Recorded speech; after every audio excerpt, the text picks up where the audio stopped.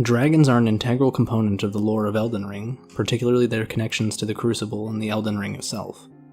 Gifted with great power and reported immortality, the ancient dragons have influenced the lands between in profound ways.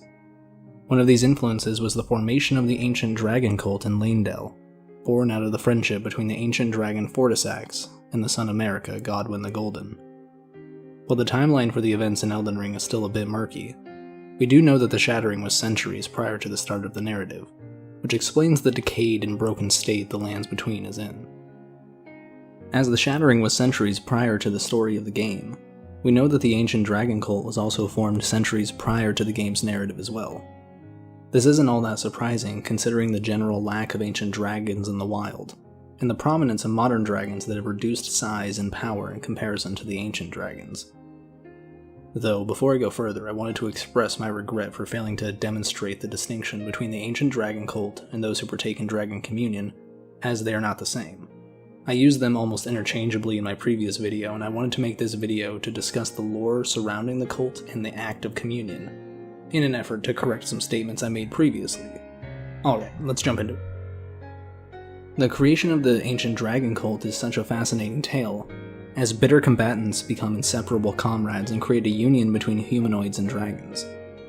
During the War of the Ancient Dragons, Fortisax and Godwyn fought one another, and through a long and arduous battle, the two would ultimately become lifetime friends and comrades, despite each of them representing different sides of the war. Yet, the friendship lasted, and Fortisax gifted Godwyn the knowledge of Golden Lightning, befitting the Golden Order. Moreover, from this friendship sprang the ancient dragon cult once the war ended, and through this Leyndell knights and warriors began accessing the power of the dragons. The cult had a clear respect for the dragons, and we know of at least one cult priestess who was a dragon. This dragon was Lanciax, the brother to Fortisax, and interestingly, could take on a humanoid form, an ability that likely led to easier communication between dragons and humans within the cult, in a relationship with the Round Table Knight Vike. Though if you want to hear a bit more about that topic, I'd suggest checking out my previous video on Draconic Hybrids. So, what else do we know about the ancient dragon cult? Well, we know that they respected and revered the power of the ancient dragons and actually did not partake in dragon communion. Hence there being separate sacred seal items, namely the Gravelstone Seal and Dragon Communion Seal. The Gravelstone Seal boosts the power of dragon cult incantations specifically, and scales with faith. The Dragon Communion Seal, on the other hand, boosts dragon communion incantations specifically. Interestingly enough, it scales with both faith and arcane, though more so with arcane, demonstrating their departure from the path of both the dragon cult and the Golden Order, since arcane magic is heavily frowned upon, as it is not the magic of the gods. Thus, the act of dragon communion and being in the ancient dragon cult are not synonymous, and dragon communion is seen as heretical to the tenets of the ancient dragon cult. Moreover, a primary difference between dragon cult incantations and dragon communion incantations is the nature of the abilities themselves, as dragon cult incantations are all lightning-based, whereas the dragon communion incantations are mostly breath-based, with a claw and maw attack as well. This distinction is pertinent, as it highlights how different the goals and abilities of each faction are, as dragon cult members seek the lightning-based powers of dragon, whereas those partaking in dragon communion want access to all attributes and abilities of the dragons. It seems as though they wanted to become dragons themselves through any means. However, if you've seen my Draconic Hybrids video, then you know I believe a theme of Elden Ring is the incompatibility of humans and dragons, with dragon communion being one example of this. If one commits the heretical act of dragon communion, and consumes enough dragon hearts, they are eventually transformed into grotesque lesser dragons that have access to few of the abilities or attributes the ancient dragons, or even most modern dragons, have. Magma worms serve as examples of what happens when a human attempts to take on all the power of a dragon. They lose their humanity, they cannot fly, and they don't gain access to lightning. Now, to pivot just a bit, where did Draconic Tree Sentinels fit into all of this? Were they members of the dragon cult, or were they heretics who partook in dragon communion and have not yet become magma worms? Feels though this question would be easier to answer if we could see what Draconic Tree Sentinels look like under the armor. Though all we can really go off of is that the Draconic Tree Sentinels were sentinels that believed the only way to protect the Erd Tree was to become dragons themselves. Given that description, it implies that they partook in dragon communion, though aside from their horses breathing fire, they don't actually use dragon communion powers. To speculate for a moment, I wonder if the sentinels fed their horses dragon hearts, hence why they have fire breath, and the sentinels themselves somehow got a hold of the ancient dragon prayer book, a tome that supposedly never reached the lands between. I certainly don't have all the pieces to concretely say this idea is canon. However, I can't really think of another way that the Draconic Tree Sentinels can have the abilities they have. As the only known member of the dragon cult to wield red lightning was Bike, and it was an ability he was specifically gifted by the ancient dragon Lanciax. So, perhaps the Sentinels were able to obtain red lightning through deals with ancient dragons, and this could help explain the presence of a Draconic Tree Sentinel in Farum Azula, the location of the ancient dragon prayer book that contains red lightning incantations. It's fascinating to me how Draconic Tree Sentinels don't really seem to fit as members of the dragon cult given their proclivity toward red lightning, nor do they appear to be those partaking in dragon communion, as they don't use any dragon communion abilities. I really like to think that we also can't see the Sentinels under their armor, because it has been fused to them through their use of red lightning, and that feeding dragon hearts to their horses and riding them symbolically made them dragons, as they could breathe fire and wield red lightning. Now let's make another pivot and discuss a few more things relating to the cult and communion. An interesting distinction between the cult and the act of communion is the effects they have on the Tarnished. The dragon cult incantations actually offer no change in the player's physical appearance. However, consuming dragon hearts and obtaining more dragon communion incantations leads the player to having eyes of a dragon, a clear first step into becoming a magma worm if that path continues to be followed. The reason I find this detail so interesting is not only because it once again highlights how different the goals of each faction were, but it also raises even more questions about Draconic Tree Sentinels, as we are not able to see if they themselves have draconic features, similar to their horses. If they have draconic features, it's fairly safe to say they were eating dragon hearts. Though if they lack draconic features, they may simply have learned red lightning through the dragon cult or from traveling to Farum Azula. Though, more realistically, the dragon great claw that the Draconic Tree Sentinels wield simply may give them access to red lightning incantations. As its description says, it is enwreathed with lightning, and the tooth does appear to dictate when the lightning attacks begin. Regardless, it's still fun to speculate on, and I'm still fascinated that horses have draconic features at all. So, the dragon cult was vehemently against dragon communion, and when I think about it, it makes a lot of sense that this was a major political problem for the Golden Order, as they had already waged a war with the dragons and likely did not wish to do so again. Thus, those who partook in dragon communion were effectively going against the wishes of the Golden Order, and were actively reducing the dragon population, and almost certainly raising tensions between the Golden Order and remaining dragons. The act of dragon communion was an affront to the relationship that Leyndell had established with the ancient dragons. Yet some were so thirsty for the power of the dragons they led themselves down paths of ruin, actively fighting against both dragons and the Golden Order. And when it comes to Draconic Tree Sentinels, it's honestly quite unclear how much, if any, dragon communion they have participated in, as they have red lightning due to their weapons, though I don't think that's the whole story. Regardless, I think one concept holds true across this video and my previous one. Humans and dragons are incompatible creatures, whether it be politically or biologically. Humans attempting to replicate the powers of dragons will themselves become grotesque imitations of dragons, and those in the dragon cult gained abilities that are ultimately weak imitations of red lightning, as they never received the ancient dragon prayer book. Moreover, the relationship between humans and dragons remained tense even after the war, and those that partook in dragon communion and constructed churches for it likely only influenced the breakdown of human and dragon relations leading up to the shattering. Humans have long strived for the power of the ancient dragons. However, it's a power they are not capable of controlling.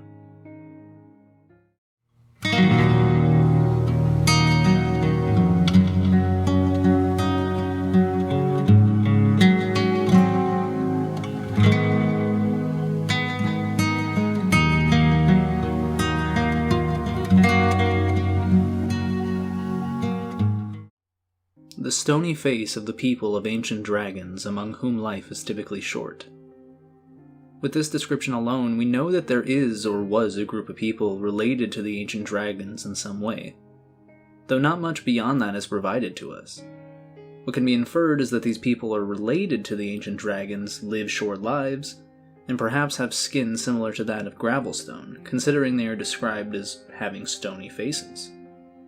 Like a few other appearances that the player can choose, Draconians are never actually seen anywhere in-game, as friendly NPCs or enemies.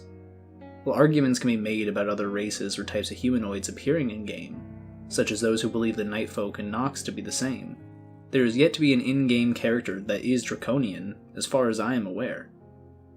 So first and foremost, as most of you are likely aware, Draconians and Dragonkin are not the same. Draconians are implied to be the offspring of ancient dragons and humans, whereas Dragonkin are products of experiments carried out by the Nox in the Eternal Cities, in their attempt to recreate the power of ancient dragons, and ultimately create their own candidate for their Lord of Night. In fact, Dragonkin are described as being essentially pale, frost imitations of true ancient dragons. The Dragonkin the Tarnished can come across primarily uses Lice Lightning as a mode of attack, unlike true ancient dragons, which tend to use the red lightning of primordial gold. Moreover, the Dragonkin do have 4 wings, like ancient dragons, though they appear too small and fragile to carry them far. Honestly, the wings on the Dragonkin remind me of the wings of Deathbirds and Deathrite birds, though that likely doesn't mean much. We still do not know exactly how the Dragonkin came to be, as the Nox appear to be quite secretive about their experiments and overall goals, especially after being scorned by the Greater Will and the Golden Order.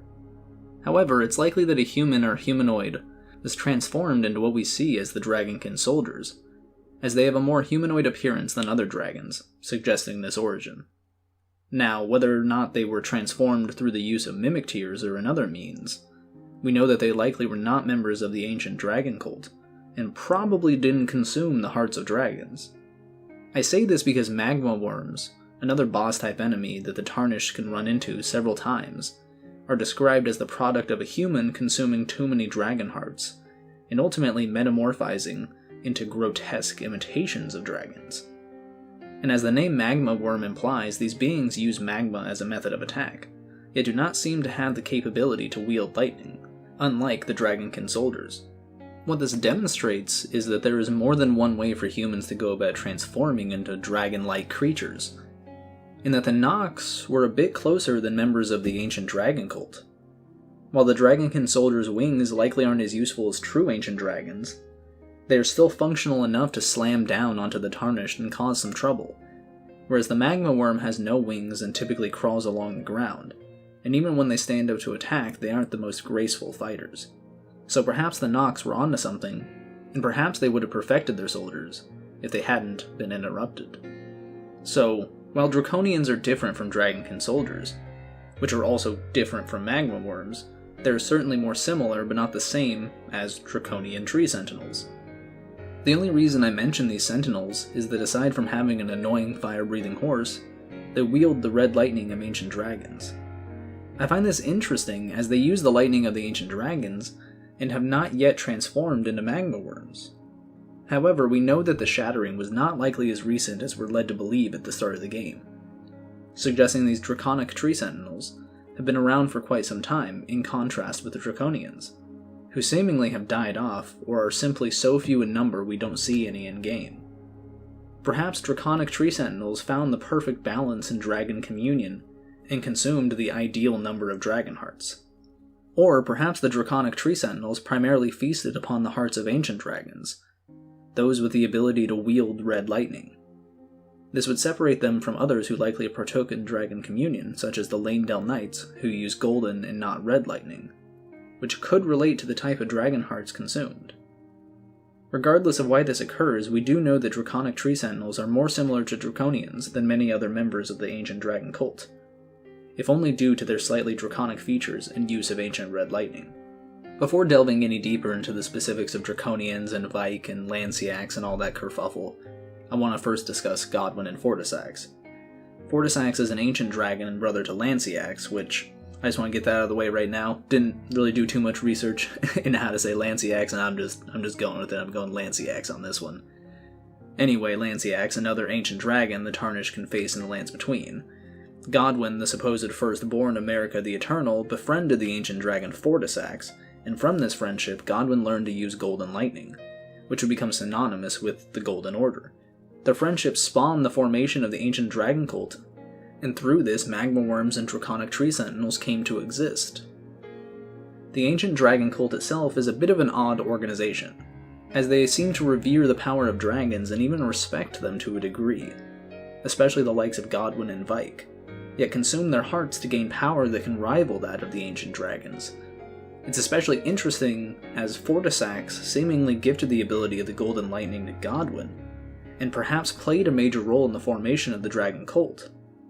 Furthermore, his sister Lanciax is a known dragon priest for the cult, and even donned a human appearance, an ability that appears limited to the ancient dragons such as Lanciax and Fortisax, and raises interesting questions about what happens if someone like Placidusax transforms into a human, since he has several heads and all. Regardless of that thought, the fact is, the ancient dragons and humans can befriend one another, and dragons can not only appear as humans but can also gift their abilities to those they have a connection with, as is the case between Fortisax and Godwyn, as well as Lanciax and Vike. Knowing that Lanciax had a human form she would take to interact with the dragon cult, perhaps Fortisax too had a human form he would utilize when interacting with humanoids, such as Godwyn. Now, as I just mentioned, the ancient dragon Lanciax was a dragon priest for the ancient dragon cult, and could take human form, which likely was a great help in interacting with the cult when it was active. Interestingly, while in human form, Lanciax mated with the knight Vike, or at least that's what I've been led to believe looking into some translations and people having discussions on Reddit, so let's just go with it for a second. And likely with other knights as well, perhaps, so Lanciax might have gotten around a little bit around the dragon cult. However, from the description evidence, we can learn that Lanciax was especially fond of Vike, as the incantation, Vike's Dragon Bolt, claims that of all the knights, Vike the Dragon Spear was the one Lanciax loved the most. This obviously explains the name of the incantation, and again demonstrates that dragons can share their power with humans. Moreover, I may be reading into this too much, though I've read some discussions around it on Reddit, and the choice of wording in the description of Vike's Dragon Bolt is interesting, as Vike being the one Lanciax loved the most may imply Lanciax may have had romantic entanglements with multiple humans. While it's not explicit that the love between Vike and Lanciax is romantic, all the evidence seems to be there, from Vike's incantation to Vike's choice to search for the frenzied flame, and Lanciax still guarding the secret entrance to the Altus Plateau years later. To not get too sidetracked, there is a theory in the community that Vike only sought out the Three Fingers because he didn't want to sacrifice his maiden, who happened to be Lanciax. Regardless, I am interested in the possible products of such a relationship, as we still don't know specifically where or how Draconians came to be, and where they have subsequently gone. It's my personal theory that Draconians are the offspring of humans and ancient dragons, particularly around the time of the dragon cult. To be fair, I am inserting some of my own headcanon here, but I do think there could be some validity to the idea. As I've already mentioned, Draconians are nowhere to be found in Elden Ring, neither as friendly or hostile NPCs, and this could easily be hinting at the extinction of the Draconians as a result of the dragon cult dissolving and falling apart around the time of the Shattering. We now have a better understanding that the Shattering occurred at least several centuries prior to the start of the game's narrative, and thus it's not unlikely that the Draconians died out during this time.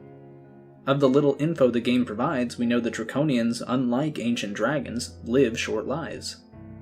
Moreover, we know that they are separate from dragonkin soldiers, magma worms, and draconic tree sentinels. Given their more humanoid appearance and description claiming they are the people of the ancient dragons, leads me to believe they are the offspring of dragons and humans, which could explain the short lives they live. In real life, there are different species of animals that can mate together, however their offspring will often be infertile or fated to live short lives, a phenomenon I believe the Draconians of Elden Ring are mirroring. I also don't think the idea is too far-fetched considering how humans have sought the power of dragons in Elden Ring, and have been willing to go so far as consuming dragon hearts in an effort to gain their abilities. The Draconic Tree Sentinels in particular are described as having attempted to become dragons themselves. The magma worms are a result of consuming too many dragon hearts, and dragonkin soldiers are some kind of experiment involving humans and likely mimic tears in attempts to recreate ancient dragons. I believe that all these examples demonstrate that humans and dragons can interact, share power, and even mate, yet they are still ultimately incompatible species. Dragonkin soldiers are clearly failed attempts to recreate ancient dragons from humans. Magma worms are the natural result of humans consuming dragon hearts too frequently, and Draconic tree sentinels took it upon themselves to try and become dragons, yet even they are pale imitations of a true ancient dragon's power. And if Draconians are the offspring of dragons and humans, they are doomed to live short, likely infertile lives. I think the information we have on Vike and Lanciax bolsters this argument, as it again shows us that dragons and humans could become romantically involved, and even hold a deep love for one another. Heck, other than Draconic tree sentinels, we only see Vike use the red-gold lightning of ancient dragons when compared to other dragon knights. I also found that detail interesting, because the ancient dragon cult prayer book that gives the Tarnished access to red lightning incantations is located in Farum Azula, and was not provided to the dragon cult of Leyndell. I just find that environmental detail awesome, as it helps explain why so few knights use red lightning, and it's simply because they didn't have access to it. Vike, however, had access to the love of an ancient dragon.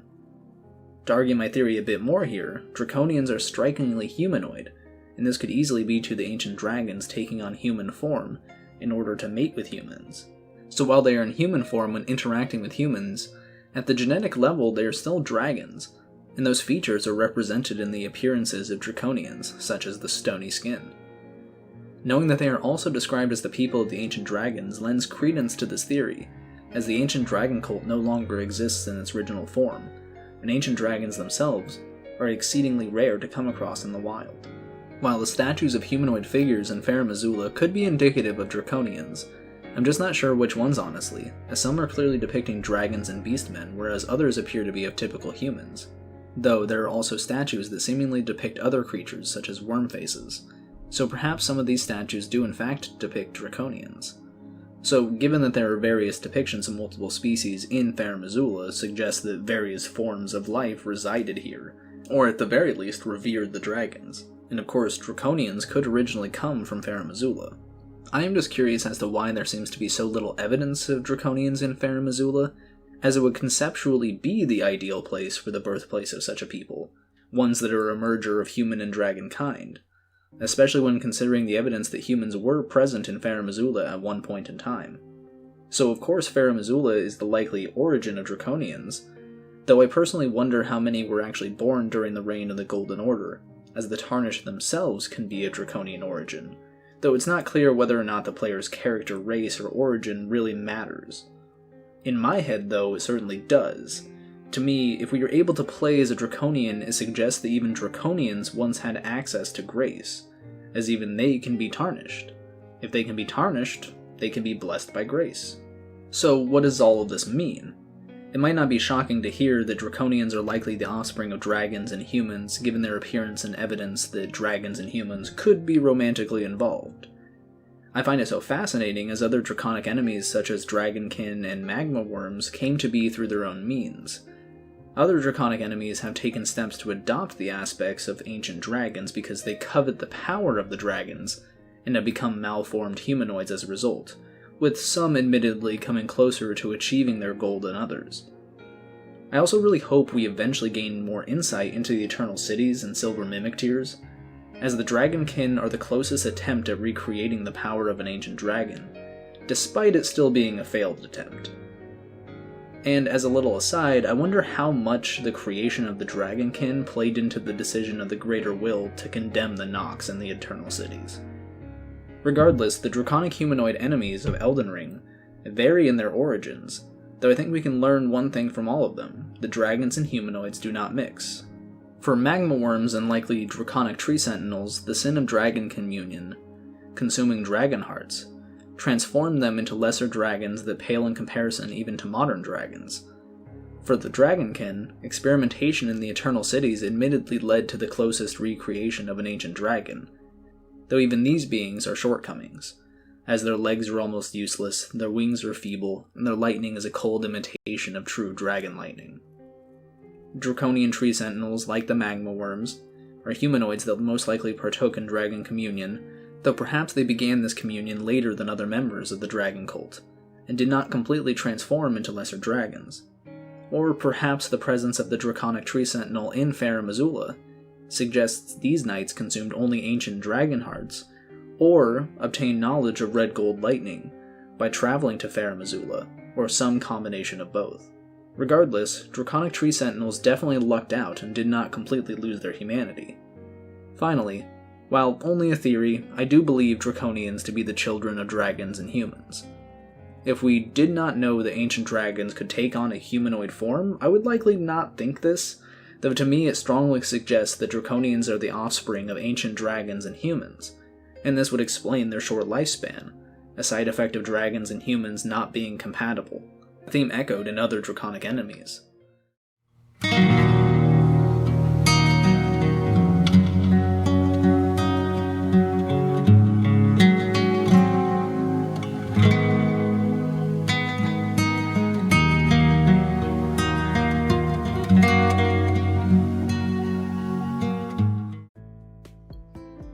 One of the more interesting and mysterious groups of people in Elden Ring are those who hail from Eochaid, a name I don't believe is ever heard in game dialogue.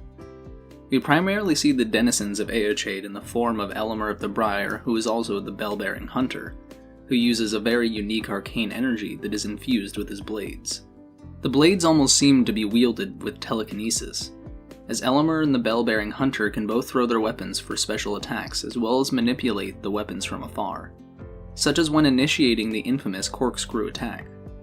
This ability has led many to dub those from Eochaid as the Force users of Elden Ring. The seemingly telekinetic ability is confirmed with the Regalia of Eochaid item description, reading, Treasured Sword of Eochaid, a lesser long-banished domain. The copper coloration is not to be confused with rust, but is a conduit for its wielder to move it with their will alone. Swords of Eochaid dance through the skies. Whatever the copper coloration is on the blade, it truly does give those wielding the weapon the ability to move it with their own mind, even if they be a tarnished of no renown. I also just wanted to say real quick that if you've been enjoying any of my recent content, maybe you could consider dropping a like and subscribe if you feel so inclined, and let me know what else you'd like to see. Now, on to the rest of the video. The Regalia of Eochaid's item description may not reveal much about the mechanics of how they can manipulate particular weapons with their minds, though it does provide some insight into the land of Eochaid, though admittedly, it still isn't much. From this description, we know that Eochaid is a long-vanished lesser domain, though we aren't told whether or not this domain was outside the Lands Between, or simply a part of it that was conquered, likely by Marika and the Greater Will. The location of the Regalia of Eochaid, though, does suggest there were other nomads from Eochaid like Elemer, as graves can be found outside the cave where the sword can be retrieved. However, another item, the Briar Great Shield, describes the land of Eochaid as foreign, suggesting the land of Eochaid likely resided outside the Lands Between. The Great Shield also describes the people of Eochaid as being proudly solitary ascetics. They certainly seem fairly solitary, particularly as you never fight two of them at once, and few can even be found in the first place. Moreover, ascetic can be defined as being characterized by or suggesting the practice of severe self-discipline and abstention from all forms of indulgence, typically for religious reasons. The people of Eochaid being described as proudly ascetic is interesting, as it points to a religion that the people of Eochaid likely adhered to, and perhaps have continued to practice in the Lands Between, despite the scorn and condemnation of others. Elemer of the Briar was slated to be executed for multiple murders, and seemingly chooses penance, as he continues to wear armor covered in briars.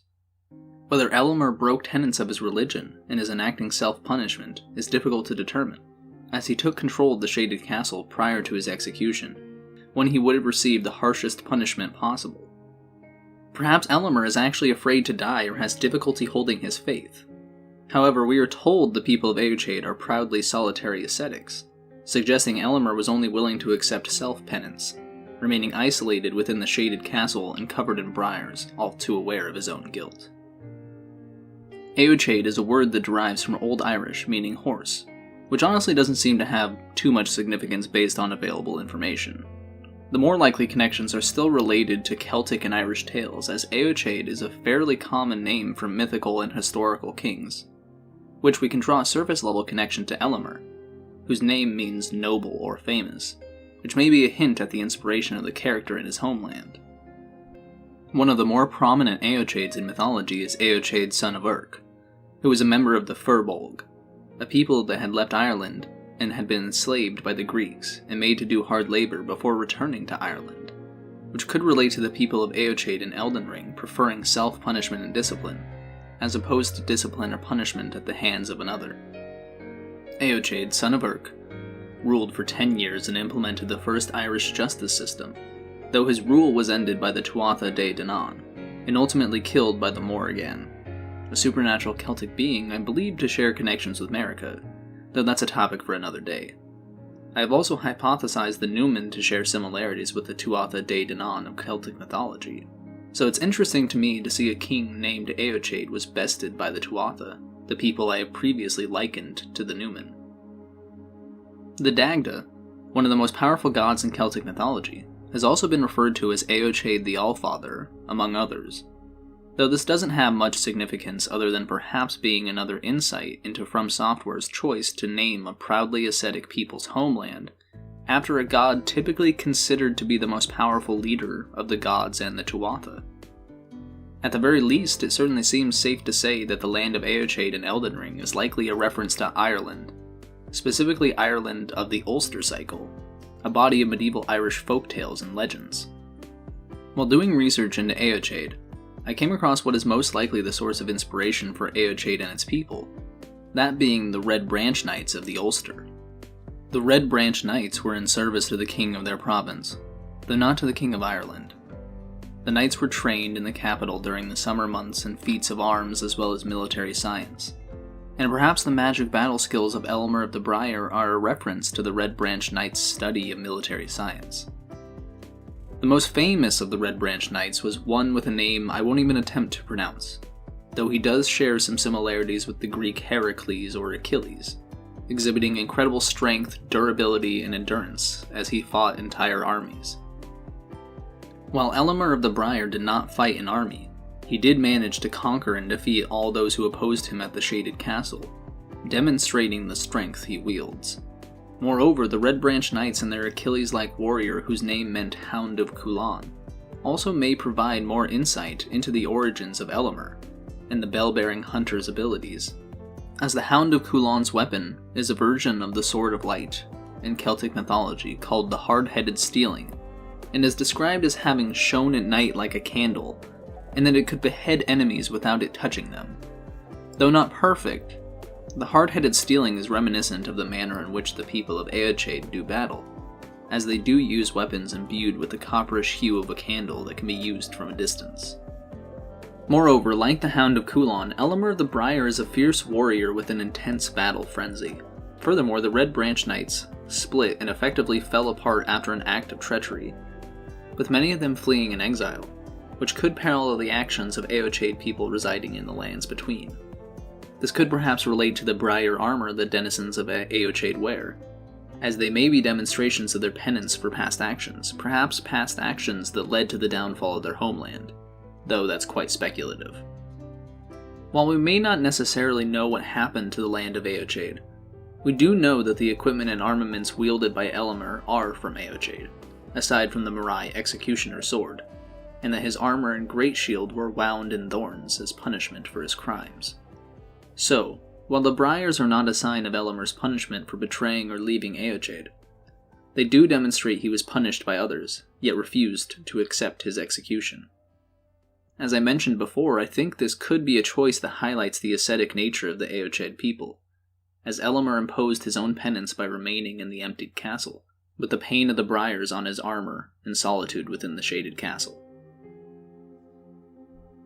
Another minor connection I wanted to attempt to make between Eochaid and the Red Branch Knights is that the Red Branch Knights love to make and reside within forts, and while definitely a stretch, perhaps the Shaded Castle is meant to reference the inspiration for Elemer.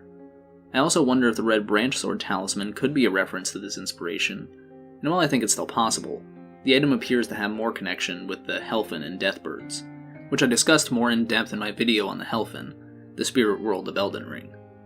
Another interesting possible British Isles connection is that of the Picts, who were devoutly religious, had a king named Eochaid, and in some time periods were considered almost synonymous with piracy and raids along British coastlines. which is of course reminiscent of Elemer attacking merchants on the fringes of the lands between. While Elden Ring certainly includes inspiration from the British Isles, it also includes Japanese inspiration, and I wonder if Elemer is a twisted version of the Red Demon Samurai, Naomasa. Naomasa distinguished himself from other generals with his courage and also political ability, earning him the prestigious role as one of the 4 guardians serving and protecting the legendary Tokugawa Ieyasu, shogun and one of the major unifiers of Japan. However, it is said that he had a rather disagreeable personality, and would often end up killing people, even over small mistakes. This included many of his subordinates, so it does not surprise me to hear that it earned him the nickname the Killing Machine, and that many of his followers defected to another of the 4 guardians, Handa Takakatsu. So, while Elemer of the Briar shares many similarities with the Red Branch Knights of the Ulster cycle and a religious devotion reminiscent of the Picts, I think the primary inspiration is likely the Red Demon Samurai, a prestigious noble who, despite everything afforded to him, has a disagreeable and antisocial disposition geared toward violence. It fits well with what we do know about Elemer the Briar, as he was likely employed by the Golden Order or House Mirai, though, through his murderous rampage, lost all respect and standing with those he served. A lot of these historical and mythical connections may not seem valid when parsed out like this, though I believe that all of these connections are a testament to the creative ability of From Software. They are a Japanese game company that for a very long time has been using stories, environments, and motifs from other cultures in masterful ways, combining them with Japanese culture, history, and mythology. Elden Ring in particular appears to have a more global inspiration than previous games, and perhaps this is largely due to the inclusion of George R.R. Martin in the creative process. It may be known now that Martin did not actually write the story of Elden Ring, though he did craft the foundation for the world building, the history of the lands between prior to our entrance as a tarnished of no renown. Hidetaka Miyazaki has even been quoted saying he had a great deal of fun taking the ideas that Martin put forth and breaking them in an attempt to turn them into misshapen, grotesque monsters, and even said, "I think Martin might be a bit shocked." Miyazaki may not have used the exact details and ideas that Martin put forth, though that does not mean Martin's DNA is nowhere to be found in this game. There's a great deal of Celtic inspiration in Elden Ring that can be likely attributed to Martin, or to Miyazaki's love for Martin's works. Martin is also known to use Celtic history and mythology in his writing, so it wouldn't be too surprising for there to be some lingering inspiration in design and name choice. While Elemer and Eochaid exist within a Japanese game, they clearly take inspiration from Celtic sources, primarily of the name Eochaid, Red Branch Knights, and the Picts. Though, those sources of inspiration are not all that contributed to the final product of Elemer and the references to Eochaid and Elden Ring, as there was almost undoubtedly a source of inspiration such as the Red Demon Samurai, a historical figure that would arguably be more recognizable and familiar to a Japanese developer as well as Japanese audiences. Elemer and Eochaid appear to be a melding of many sources of inspiration, and that kind of combinatorial creativity is one of the primary reasons I have such a deep adoration for this game. They managed to combine several cultural, historical, and mythological sources to create something wholly unique, a hallmark of originality. Elemer of the Briar, the Red Demon Knight of Eochaid.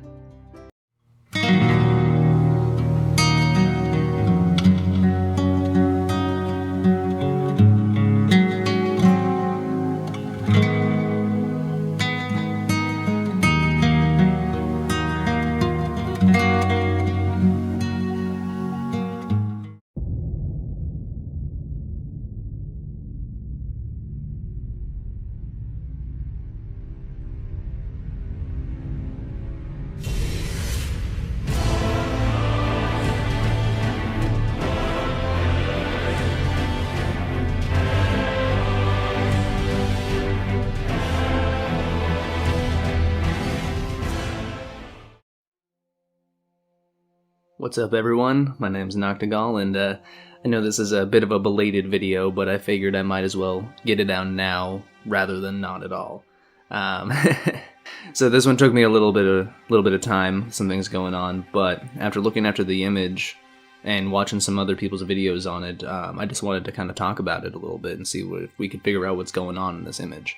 So I kind of want to break this down into multiple segments. The first segment I want to break it down into is who is on Torrent in this image. Obviously, that horse is Torrent. I don't think that really is up for dispute or debate. Really, at this point, the only thing that's up for dispute or debate is who is on Torrent. As right now, it's kind of split with some people between Miquella and Marika. Now, the way that works, though, is that most people are actually siding with it being Miquella, or Trina, essentially. And the reason that seems to be is that not only the size of the body, but the hairstyle seems to very much so fit with what we do know about Miquella. And based on those details, though, I agree that this is most likely Miquella on the Torrent horse. And so with that being said, I think it's also important to mention the fact that there's clearly St. Trina's lilies all around Miquella and Torrent in this image. Yeah, you can see some graves over across the way, and I do want to talk about that a little bit. However, I do want to talk more so about the fact that they seem to be surrounded by Trina's lilies. It makes me wonder if the lily is somehow a manifestation of Miquella's current situation, asleep with dulled senses and looks to be themselves on the verge of withering away. And the reason I say this is because the description of St. Trina's lily describes them as being close to withering and dull the senses, preventing agitation. So it makes me wonder if somehow the flower and Miquella's current situation are linked in some way, perhaps from being in this deep slumber the flowers have manifested. I also wanted to point out that these are clearly Trina's lilies and not Miquella's lilies, once again lending to the gender confusion of this character, and once again implying Miquella embodies both a male and female. Miquella clearly has some connections with spirits in the realm of the dead, perhaps the Helfen, considering Miquella's current state, the description of Trina's lily, the Trina lily's appearance, which is quite ethereal, honestly. Though it does make me wonder if it's a Trina lily in this instance, because this is perhaps the Trina persona that we are going to be interacting with or viewing in this DLC. I only say that, though, because of the presence of those flowers, and perhaps the Trina lilies are more ethereal to represent Miquella in a more state near death. And after watching Avanti video, well, that's a mouthful, it does make me wonder if perhaps somehow Miquella was a spirit caller. It would fit in line with the Halig tree, with there already being spirit caller snails there, as well as it being a place for essentially those who don't feel like they belong anywhere to go, and that could even embody spirits. Avanti in his video points out the 3 wolves statue standing around a kid in Fair Missoula, and how this could relate to him being a spirit caller or having some sort of connection to Fair Missoula, though to me right now I'm not really sure if I see as clear of a connection there. Moreover, as I was mentioning earlier, Miquella's gender is quite ambiguous throughout the game, and may have a similar situation to Marika, as Miquella may have a male and female persona, and perhaps we are seeing the female persona here, or perhaps Miquella is just extremely androgynous, and that could be why it's so difficult for people to tell. Because we also have to remember that Miquella is essentially cursed with eternal youth, and without eternal youth, you could argue that Trina/Miquella has never really gone through puberty, and so it might be hard for people to discern whether or not they are a girl or a boy. With that being said, I also wonder if this eternal childhood that Miquella is cursed with, and was cursed by another god, we can't forget, like an outer god, and perhaps this interference from another outer god is the reason for Miquella's state of being, obviously the childhood, like the eternal childhood, as well as perhaps the androgynous state. Though it does make me wonder if this outer god, considering they are an outer god, is this an outer god that perhaps controls another realm of existence or reality? Perhaps this outer god has control over the Helfen or some other outer realm or spirit world or something along those lines, and obviously we don't have enough information to go off of. Though I don't think it would be that far-fetched, considering that we know that Miquella was cursed alongside Melania by another outer god, and that Miquella seems to be trapped in this eternal state of slumber, which could also relate to an interference by an outer god not wanting Miquella to complete the Halig tree transformation. We can't forget that Miquella's attempt to merge with the Halig tree was an attempt to create his own Erd tree, and in that effort, he wanted to break his curse of eternal childhood. So perhaps the outer god that cursed him and his sister were displeased with his choice to break the curse. And perhaps through Moog, this outer god foiled Miquella's plan. Though, with this speculation, it would have to mean that the Formless Mother is responsible for Miquella's curse in Dream State, and I'm not confident in that idea, though I do like to believe that there still is an outer god interfering with Marika's children. Alright, now just to pivot a bit, I do want to talk about where/when this is. So one of the common topics and questions is this a dream world? And I think that's very plausible. Simply based on the fact that we know that Miquella is in a sort of slumber as we speak. Whether or not this dream world is a legitimate world that exists separate from the lands between, that I think is yet to be seen, and whether or not it's actually the Helfin or a realm controlled by another outer god is yet to be seen, though with a single image we don't really have much to go off of, though we do know that Miquella and / Trina seems to be associated with like near-death experiences and sleep and all these things, and so it makes you wonder if it is some sort of dream world. And as I just mentioned, the Helfin. I'm not so sure this is the Helfin, but I could easily be wrong about that. It's difficult because there's an orange glow coming from what appears to simply just be the Erd Tree. And based on what I myself have found concerning the Helfin, as well as what other people have found concerning the Helfin, such as Vati or Crunchy, everything seems to relate to the Helfin having a red color to it, and with a black steeple. And it makes me wonder, though, if that darker Erd Tree in the background is meant to be the dark steeple of the Helfin, though I just don't see any red lamplight. Though, we could be wrong about that. We could be entirely wrong that there even is red light in the Helfin. Perhaps it's blue light, perhaps it's orange light, rather than like a more golden light. Perhaps it could be anything else. We don't really know. So this, while I am a little hesitant to say that it's the Helfin just simply based off this image, I also can't really say it's not the Helfin based off this image. I've also heard people saying that it can't be prior to the start of the game, nor can it be after an ending, as it would lock the players into a particular ending. However, From Software DLC has been used in the past to provide a new ending, at the very least for Dark Souls 2, though I'm not entirely certain about the other games. And perhaps this image in the DLC could bring us a new ending, the famed 7th ending people have been trying to argue exists since the game was released last year. Perhaps the DLC will give us a new ending that allows us to side with Miquella or save Miquella, and this could certainly lend itself to the tree in the image possibly representing the Halig tree. This image itself could be representing a new ending that we have yet to see. I could also see how this image itself is in fact a red herring, and that all of the things in the image we will see will be in the DLC, though perhaps not all at once. It would not be surprising if there is never a scene in the DLC in which we actually see this exact image. And I think it's more likely that this is along the lines of a concept image that has components of what we can expect to see and encounter when the DLC does finally release, especially considering we don't have an official release date. So in my opinion, this image is likely inside the mind of Miquella while being held captive by Moog. And the shadow of the Erd Tree could again be a reference to Miquella's Halig tree, or perhaps another tree symbolically in the shadow of the power of the Erd Tree in Elden Ring. Now finally, I want to talk about what exactly is going on with the Erd Tree in the background of this image. So, Shadow of the Erd Tree could still be referencing the Helfin, as the steeple in the Helfin could be an inverse of the Erd Tree, or the shadow to the glowing light that is the Erd Tree. The Erd Tree appears as two trees, with a darker one wrapping around the main stalk of the tree, which may suggest it's almost being strangled or sapped of power, either by the death roots of Godwyn, or by the original Great Tree. The question really becomes, is this the black lampwood of the Helfin? And I suppose it could be. We don't entirely know what it's supposed to look like, other than the fact that it seems to be somewhat of an inverse to the Erd Tree. And perhaps what we see right here is the darker version of the Erd Tree, the shadow of the Erd Tree, the black lampwood of the Helfin. However, this could also actually be in the past depicting either Marika or Miquella witnessing the Erd Tree overtaking the Great Tree.